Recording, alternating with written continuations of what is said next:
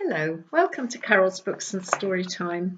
I want to chat to you today about this question that's been puzzling me for quite a long time. Is there such a thing as true love? Does it really exist? Now, this is a question I've struggled with a lot over the last few months, maybe years, but because personally I don't think it does exist. We all seek it, but what I am observing in this country of mine does not seem to be the love that was demonstrated to me by my parents or my grandparents or what should exist in society.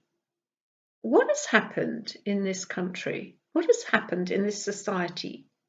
It seems to me that sexual gratification is viewed as love. Now, this is an illusion. And although it seems to beckon like a bright bubble, like the bright bubble, it will burst. I cannot believe that young people, especially girls, would give themselves to someone they do not know after a drunken night stand, or face the indignity of walking the shame of shames the next morning. At least prostitutes make men pay for their sexual favours.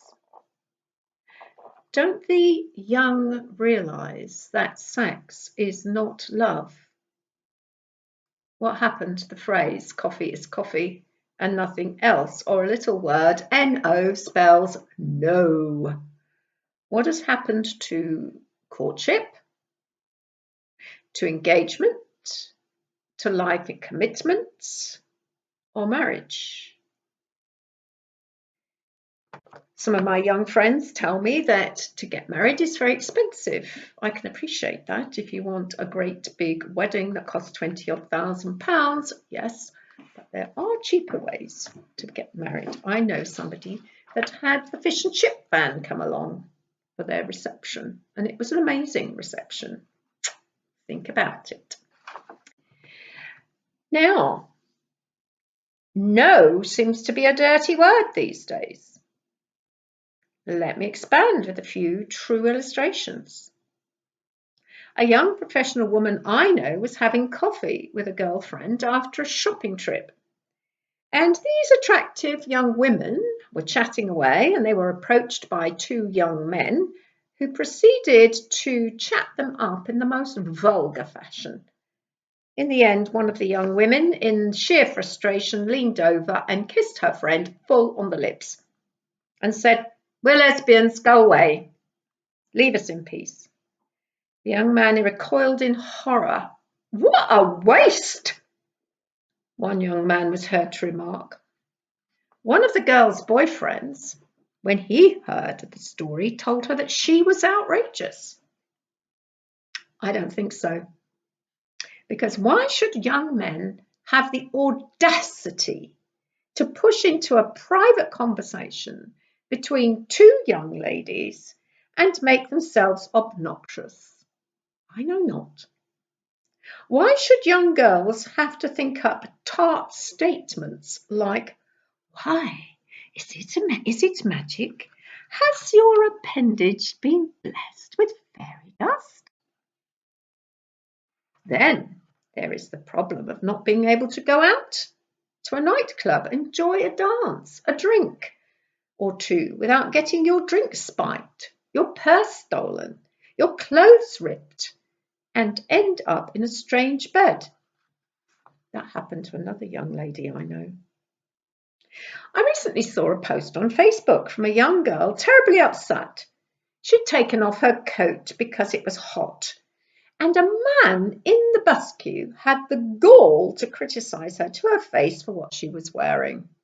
How dare he? I also fell into conversation with a man the other day, and he started talking about how girls ask to be sexually assaulted by the way they dress. "They're asking for it the way they dress, just cries out for it," were his very words. Sorry, are my ears deceiving me? The way girls dress gives them, these boys license to rip up their clothes, grab their genitals, slap their buttocks? No, I don't think so. No wonder Muslim girls cover themselves right up. I do not blame them one little bit. My point is, no matter what a woman is wearing, she should not be subject to sexual harassment, such as the mild incidences I have quoted, which is just a tip of the iceberg. Another question I ask myself is, are these young people who engage in this sort of activity not afraid of sexually transmitted disease? Here in the UK, the National Health runs special clinics for sexually transmitted diseases, but what about parts of the other world where there is no national health? You girls, did you know that one of the causes of cervical cancer is having sex with a lot of men? Do you know what? Too, I see young mums. I'm friends with quite a lot of young mums, young single mums, who are burdened down with young children. And the men that implanted those babies in her womb is nowhere to be found. The girl is left to bring up the kids on her own, whilst the guys just add her as another notch to their bedpost. Makes me sad when young girls of 14, 15, and even 18 become pregnant and are left to cope on their own, or good old mum and dad, when they should be enjoying life together and having adventures together on their own. Their children having fled the nest, either support and help their wayward offspring, bring up the child, or say, sorry darling, it's not our problem. You were stupid enough to get yourself pregnant, so live with it. Problem, isn't it? Just doesn't affect one person. It affects several.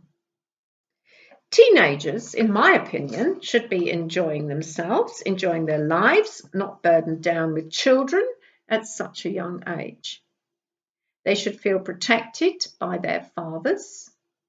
Girls should be the apples of their father's eyes and treated as his princess. Now, how father treats her and her mother and other women is how a girl views future men who come into her life. Now, from the father, the boy should learn how to be a man, how to protect, how to respect a woman. He needs to be taught not to give in to lust. But Army, I see very few young men out with their dads these days. If dad is off bed hopping, what is his son to think? Well, if dad does it, so can I. I know this happens. I've heard it with my own ears. I've heard young men say this. I've heard dads say it. Oh well, I've moved on. Yeah, you've moved on, but what have you left behind? A load of chaos. A boy's dad should be his very best friend, someone he can look up to, someone who guides him in the right ways, someone who teaches him respect.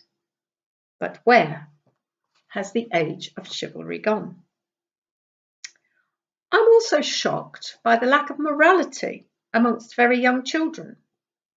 It would seem that children as young as 9 are photographing themselves naked and intimately on iPhones and sending these photographs to supposed boyfriends and girlfriends.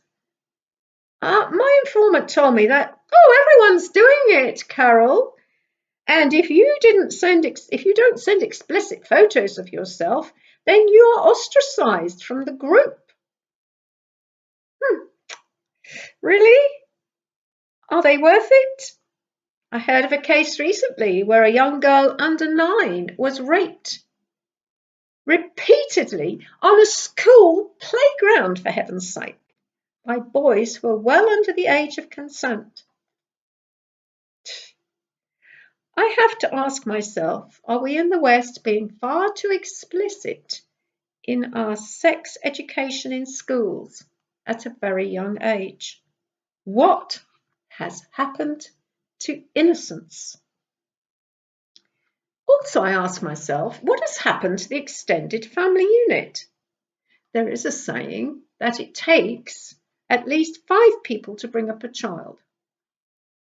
In this country, the family unit seems to form, break, recreate with a new father or mother figure. He, she has cheated on me is a phrase I have heard so often lately. And let me spell it out. If you commit to somebody, you should not cheat. And what is this phenomenon doing to the children of these so-called families? Do you know what? Poor kids. They don't have any stability whatsoever. It affects them mentally because they think that they are to blame for the breakup. Yeah, they do. They think they are to blame for the breakup. More children than ever in this country are suffering from mental illness, anxiety. Many children today are lacking in self-worth. And in spite of schools trying to instill it into them and counselling them, it does not help. So what is the answer? Well, personally, I think it's return to the good old morals of the past. No sex before marriage, treat women with respect, bring up children in a loving home environment where dad is king and mum is queen, couples getting to know each other as friends first. Some of the good marriages I see is where a couple have been friends for a very, very long time, and suddenly they realise that this person is the person they want to spend the rest of their lives with. Unfortunately, this type of relationship is getting fewer and fewer.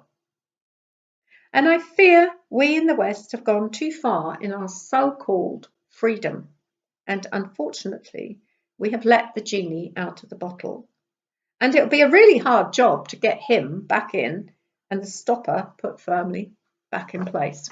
Right, that was a rant, okay? Because I am concerned, I am very, very concerned about kids not knowing who their fathers are, young mums who are left on their own, no support, their lives cut off, they can't get out, they can't have fun themselves. And do you know what? One night stands, getting drunk, this, that, and everything else, that's not fun. It's definitely not. And, take back your lives. All right. Bye.